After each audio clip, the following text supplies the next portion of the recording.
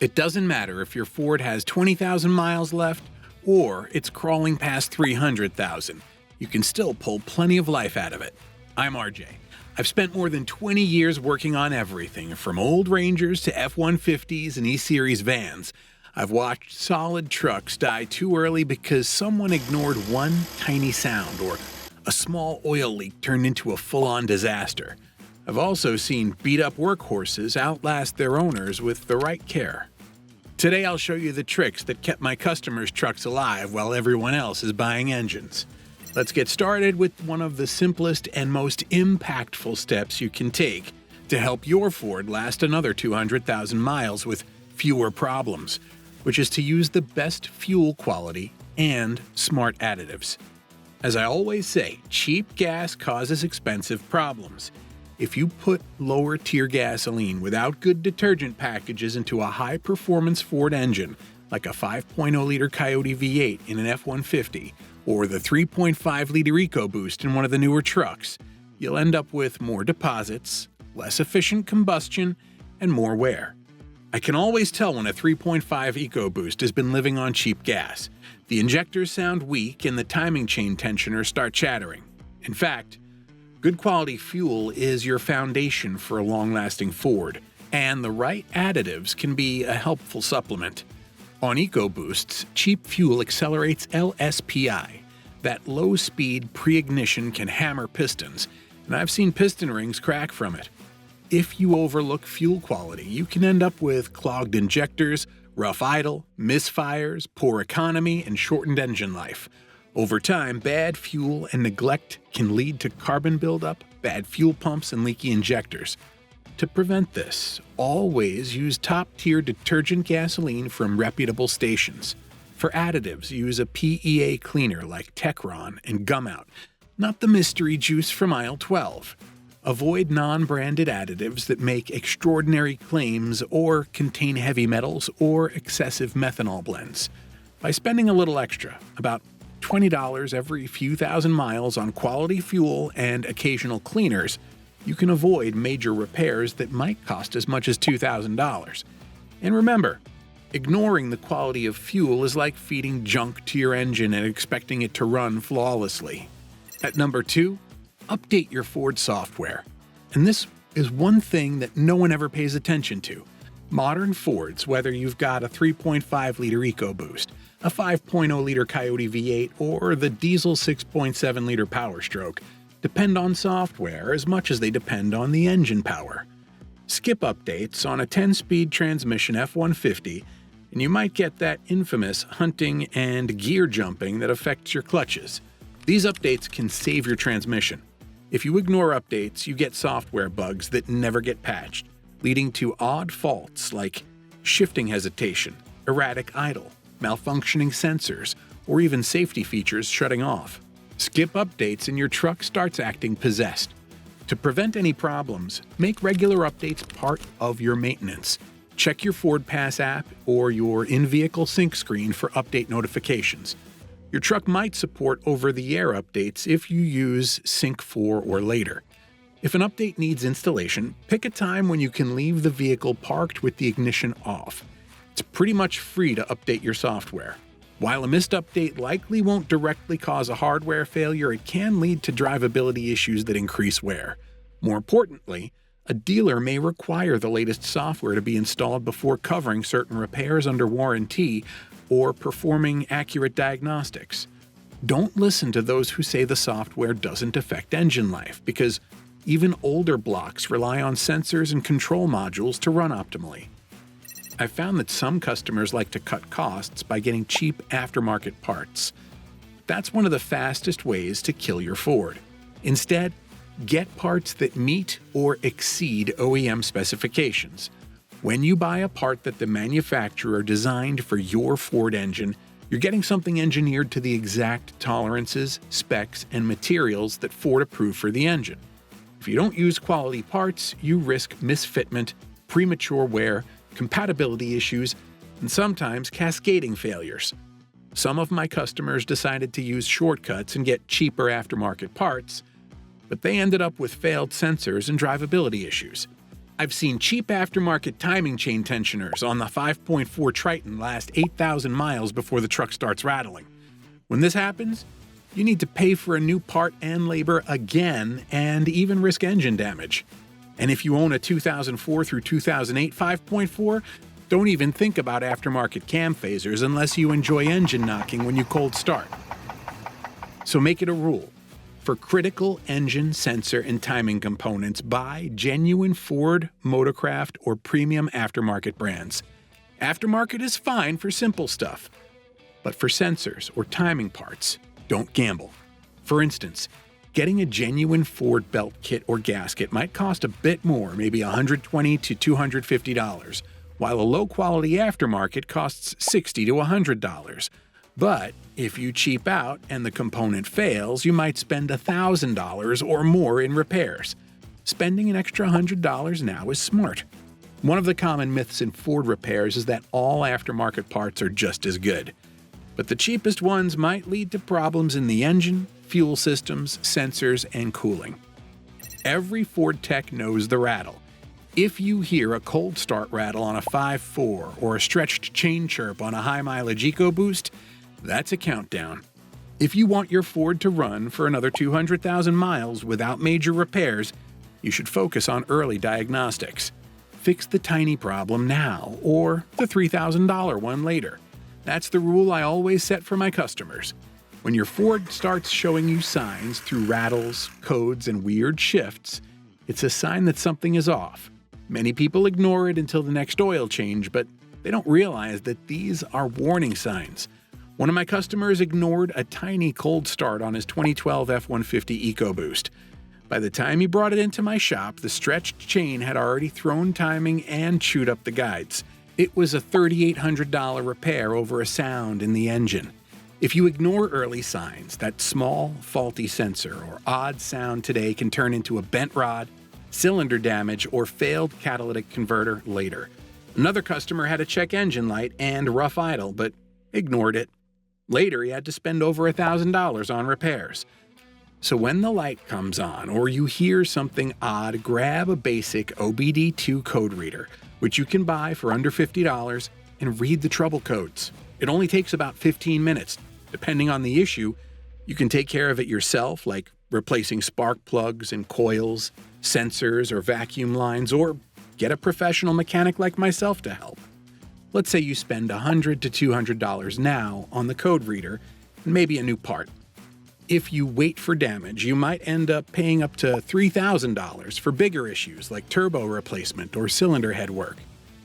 At number 5, I always recommend getting a fuel system cleanup to properly maintain your Ford and allow it to last another 200,000 miles without big repairs. You have 3 problems to prevent: dirty injectors, carbon buildup, and neglect. EcoBoost intake valves love collecting carbon, like a hobby. I've scooped some where the valves looked like charcoal briquettes. On many modern Fords with direct injection engines, like the 3.5-liter EcoBoost, the fuel system and injectors work hard. When they get dirty, you'll notice jerky idle, misfires, or poor performance. I had a guy bring in a 3.5-liter EcoBoost with a shake, so bad he thought the motor mounts were gone. Turns out the injectors were spraying sideways from carbon buildup.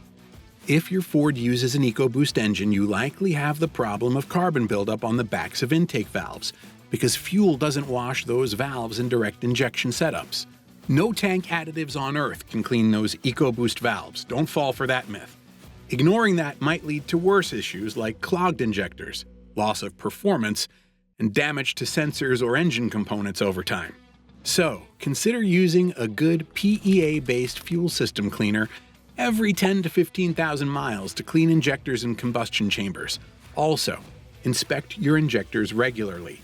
For intake valve carbon, mechanical cleaning like walnut blasting by a professional is the only effective solution. You can inspect with a bore scope through a map sensor hole. If you're unsure about how to do this, it's best to get the help of a professional mechanic. A quality fuel system cleaner can cost you about $30 per treatment, every 10,000 miles, while a professional intake valve cleaning can cost $300 to $600. But if you do nothing, you can spend about $600 to $1,500 on repairing injector failure. carbon-fouled valves, and engine misfires. If you're finding this helpful, hit that like button. It helps the channel a lot. When stretching the miles of your Ford past another 200,000 miles, you should never ignore lean codes and rough idling. 9 times out of 10, it's a dumb $25 hose. This means paying attention to vacuum hoses, O2 sensors, and MAF or MAP sensors. If your Ford sensors are sending the wrong data, your engine panics and runs like it's blindfolded. If a leak or bad sensor throws off the ECU, computer, your engine will start working harder, waste fuel, and maybe misfire. If you ignore problems with your vacuum hose or sensor, you might end up with a rough idle, higher fuel consumption, a check engine light, and even serious damage like fouled spark plugs, stress catalytic converters, or an engine running too lean and causing hot spots. For those good with mechanics, visually inspect the vacuum hoses around the intake manifold. Look for cracks or disconnected fittings, and then use a scan tool to monitor the live data. If the trims are high or the sensors are reading odd, you can get professional help to fix it. Some people can replace a vacuum line or sensor with a few tools within an hour, but a mechanic can do it better. Almost every 2011 to 2016 Ford I see with a lean code ends up being a cracked PCV hose under the intake. This is a $25 part that can wipe out $600 worth of O2 sensors. If you get a quality vacuum hose kit or replace a faulty MAF, MAP sensor, you can spend about $30 to $100. But if you wait till the engine misbehaves, you can spend about $1,500 on catalytic converter damage, engine stress, and poor running conditions. In some shops, replacing a bad MAP sensor, including labor, might just be $150.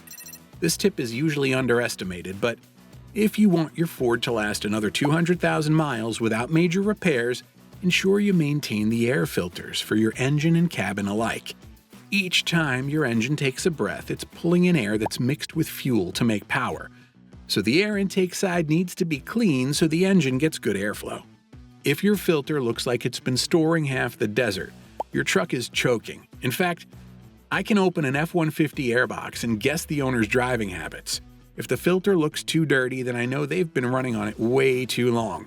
You should inspect and replace the air filter as needed, typically every 15,000 to 30,000 miles, and this is pretty cheap. Using a clogged air filter can lead to worse issues like rough idle, lower power, higher fuel consumption, and maybe misfires. You could also allow more contaminants into the engine, which can eventually cause wear, sensor issues, or even damage. See the filter as your first line of defense to protect your engine. It's easy to check your air filter and replace it. Open the air filter box, which is easily accessible on most Fords, pull out the filter, and hold it up to the light. If you can't see through it, replace it. Swap the engine air filter every 15 to 30,000 miles, depending on driving conditions. If you drive on dusty roads, you may need to replace it more often. Replacing your air filter might cost about $20 to $40 when it's needed, but ignoring it can cause the engine to ingest debris. Also, the fuel economy drops and you might have to pay hundreds for diagnostics or thousands if the engine internals suffer. Most importantly, and as I always tell customers, don't listen to any brand that promises lifetime filters. Some people believe that the filter is fine forever, but the element degrades, gets clogged, or airflow drops. Expecting it to last the entire life of your car is just wishful thinking.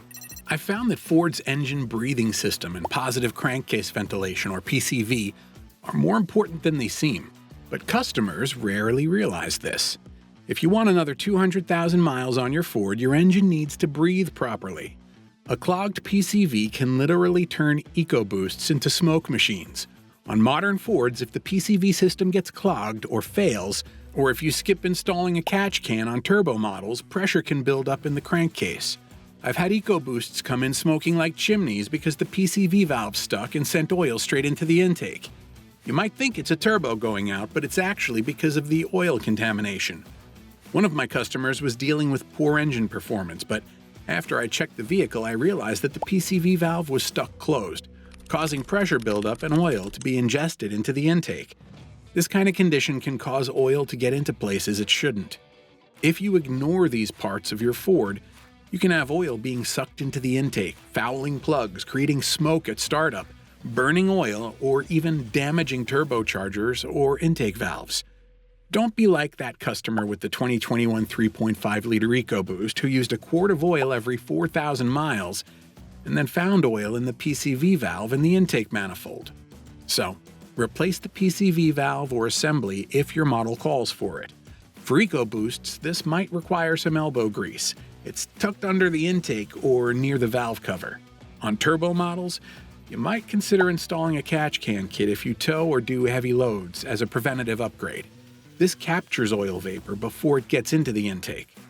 Whether you install a PCV valve or add a catch can, you might spend about $150 in parts and an hour of your time. But that's it.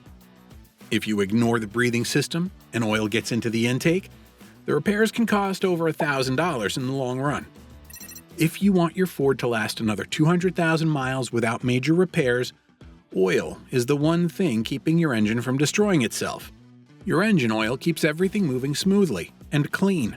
In modern Fords, the right oil not only lubricates but also helps manage heat, clean contaminants, and protect internal parts.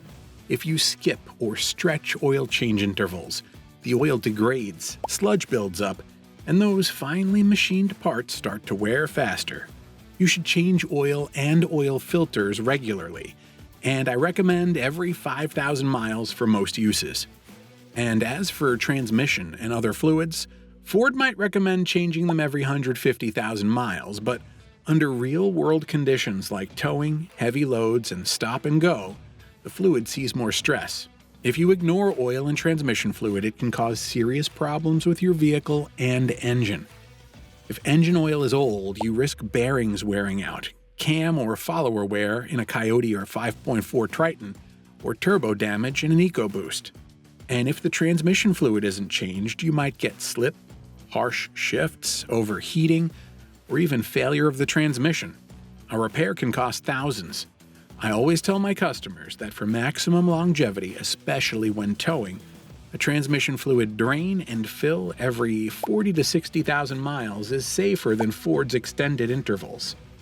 For your engine, use a quality, full synthetic oil that meets Ford specs, and change it every 5,000 miles to play it safe. You can replace the oil and transmission fluid yourself, whether you're good with cars or not. Doing oil changes yourself might cost you $100 per year in fluids and filters, while transmission fluid replacements might cost about $250. But if you ignore it or use cheap oil, you can spend over $5,000 repairing internal damage in the engine. Poor transmission fluid maintenance can also cost about $3,000 or more in transmission repairs or rebuilds. If there's one thing that surprises me when customers say it, it's the idea of lifetime fluids. This has killed more Ford engines than bad driving ever did. I've seen Fords sludge up at 130,000 simply because someone believed the 10K oil change myth. Your real-world driving means you should treat these fluids like regular maintenance and not a once-and-done method. Another way to make your Ford last another 200,000 miles without major repairs is to stay on top of your spark plugs and ignition health. Your Ford engine depends on clean, strong sparks at the right time. If the spark plugs are worn out, coils are weak, or misfires start creeping in, your engine works harder, burns more fuel, and risks damage. Plug problems start tiny, and before you know it, you're buying a $900 converter. If you have the 2004 to 2008 5.4 Triton especially, you might just know about the spark plug nightmare. You could get misfires, rough idles, check engine lights, reduced power and fuel inefficiency if you don't properly maintain your spark plugs. Over time, misfires can damage your catalytic converter, causing overheating in cylinders or ruin sensors. One customer with a 2017 Escape changed their plugs with poor quality ones and ended up with a new misfire code, so you shouldn't use poor quality plugs. I've seen enough Fords with worn plugs and weak coils where owners thought it was fine until the engine light came on, and suddenly the repair bill jumped. So, schedule plug replacement at sensible intervals. For EcoBoost engines, stick to 60,000 miles or less. For Coyote V8s, 60 to 100,000 miles is common. If you notice any instability when driving, test and replace ignition coils as needed. A set of quality OEM spark plug coils might run you $300 depending on the engine. But if you ignore it, you can end up with converter damage, ignition harness problems, or engine damage that costs $2,000 or more. Even if the manufacturer says that you should inspect the spark plugs at long intervals, keep in mind that this might not account for real-world use. With boosted engines, heavy loads, or high heat, you shouldn't wait until something bad happens before you replace the spark plugs. Do these 10 things, and your Ford will outlive the people who gave up on theirs. If you want more real advice for Ford owners, make sure to subscribe and check out my next video where I share the worst Ford engines you can buy and what to do if you own one.